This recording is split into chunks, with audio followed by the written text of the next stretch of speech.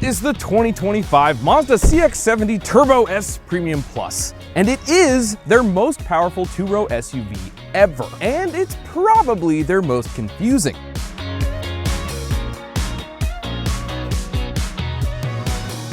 Because if you've seen a CX-90 recently, and you probably have, you might be looking at this and going, wait a second, isn't that the same car? And the short answer is kinda yeah. They share a platform, an engine, a transmission, a nearly identical interior, the same dimensions, same curb weight, same everything. But this is the CX-70, an all-new model that's a slightly sleeker, slightly sharper two-row version of Mazda's flagship SUV. And the company swears it's a different experience. So what do you actually get by giving up the third row and ponying up a little extra cash for one of these? And more importantly, does any of it actually make any sense? Let's find out.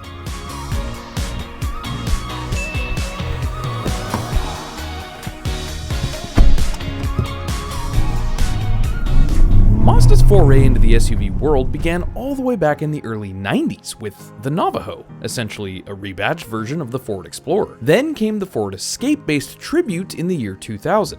But it wasn't until the launch of the CX-5 in 2012 where Mazda started to really make a mark for themselves in the SUV market. It was the first all-Mazda design, and that meant no more spare parts and platforms from Ford, some brand new Skyactiv tech under the hood, and maybe most importantly, the introduction of Mazda's Kodo design link.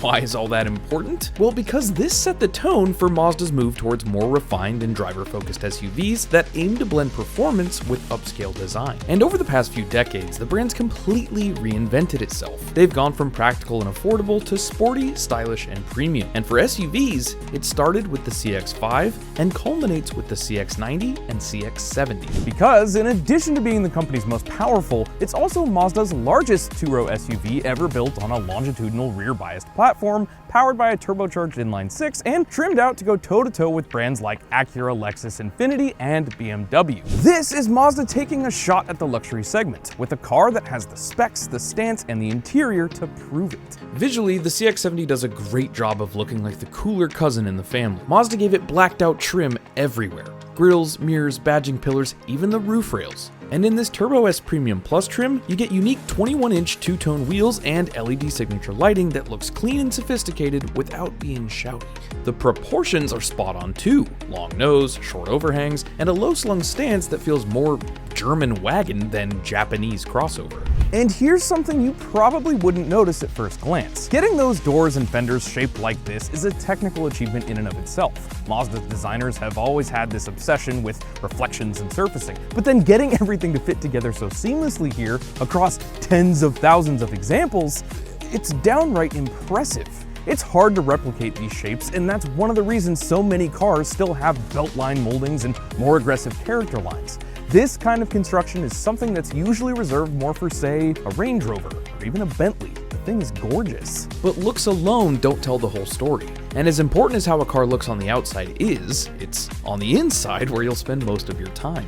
Inside, there's no mistaking this for having anything but upscale ambitions. You get red or tan Napa leather with detailed stitching, extended leather throughout the dash and doors, a 12.3-inch digital cluster with heads-up display, and a nice wide infotainment screen with wireless CarPlay and Android Auto. The first thing you'll notice, though, is this sort of slab of suede dominating the dashboard. I've got a mix of opinions about it from everyone I've shown this car to, and not everyone is gonna love it, but it absolutely makes a statement. As for the seats, they look handcrafted and feel great, with ventilation, heating, and 8-way power adjustability. Driver's side has memory. Virtually everything else in here is what you'd expect from a high-end SUV. A solid Bose premium audio system, a panoramic moonroof, great cameras, and pretty much all the tech you could want. I love that the climate controls are self-contained with physical buttons, but one small quirk is the buttons for changing the temperature. You get blue for colder and red for warmer with little arrows for down and up.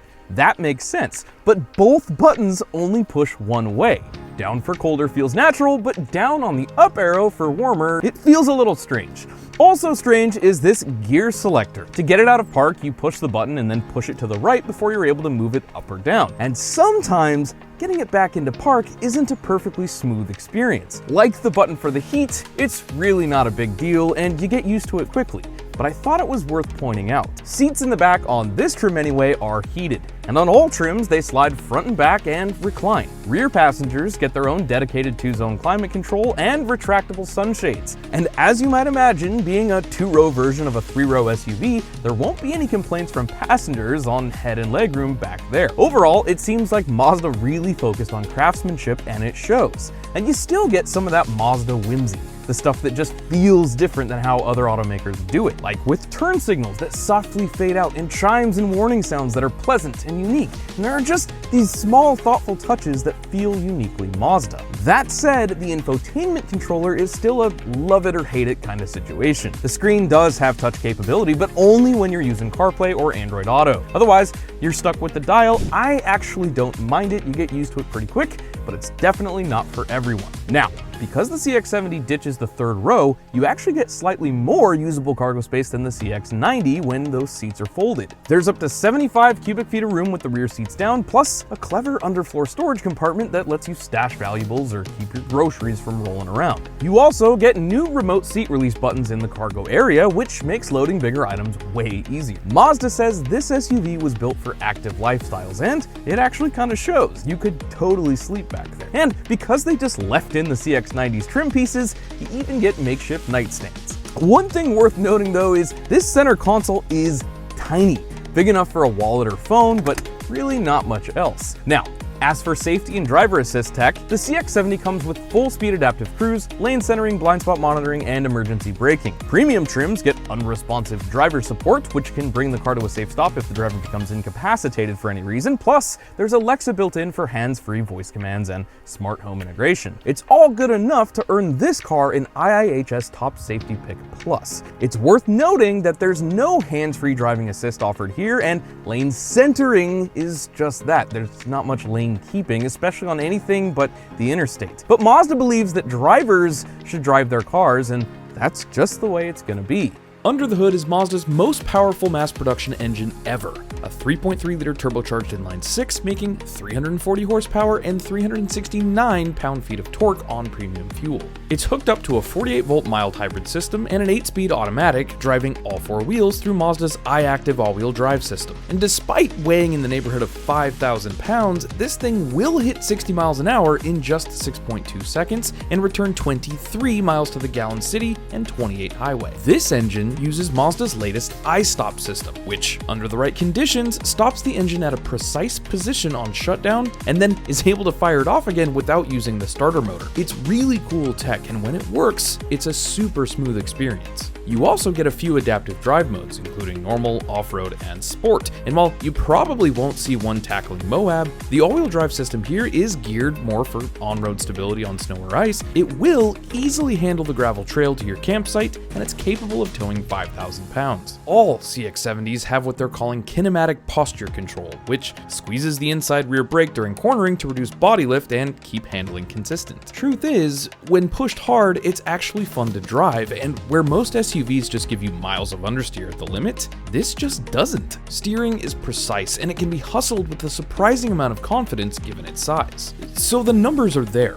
The engine is smooth and refined, and the chassis is seriously capable, but there are trade-offs here. For instance, the steering is on the heavy side. It feels tuned for the track, not Trader Joe's parking lots, and it's great at high speeds, but even some 2-lane roads are kind of a chore, and in my opinion, steering assist could be boosted a bit. Maybe offer a comfort drive mode for those moments when you don't want quite that level of effort. Or how about the 8-speed automatic transmission? It feels like it's built to hold up to towing and abuse, but it can be a little sluggish, paddle shifts are often delayed, and sometimes the gearbox just doesn't feel like it's in a hurry to listen. And then there's the ride. Despite the size and the plush interior, this isn't a floaty luxury SUV. It's got firm damping, firm enough, I checked to make sure the tires weren't overinflated, and a bit more road noise that might surprise people coming out of a Lexus or an Acura. What that means is this is a sharper and more dynamic drive overall, but it also means you're going to feel more bumps on imperfect roads than in pretty much all of its competitors. And that's not necessarily a bad thing. Mazda says the main focus here is driver engagement. But it makes you wonder, just who exactly is this thing tuned for? So let's answer the question. Does the CX-70 make sense? Well, compared to the CX-90, you're paying the same or even more for a two-row SUV with less flexibility and a firmer ride. But you're also getting a sharper looking vehicle, better cargo access, and arguably a more premium feeling interior experience. Against rivals like the Lexus RX, Acura MDX, and BMW X5, the CX-70 competes surprisingly well. The engine is fantastic, the design is beautiful, and the attention to detail is next level. And that's all before we mention that this exact car with these exact options comes with a sticker price of under $58,000. But the driving experience leans more on the sportier side than some buyers might expect. It's certainly not soft. It's never heard the word floaty. It is engaging, but perhaps a little unforgiving. So who's this for? It's for the enthusiast who wants something luxurious but still wants to feel connected. The kind of person who appreciates a proper rear-biased platform, a silky smooth inline-six, and slightly spicier handling than they do about third row. Mazda's goal here was to elevate their brand and hit back against some of the criticism they had with the softer CX-90. So with the CX-70, they've mostly nailed it. And in my opinion, this is a lot of car for the money.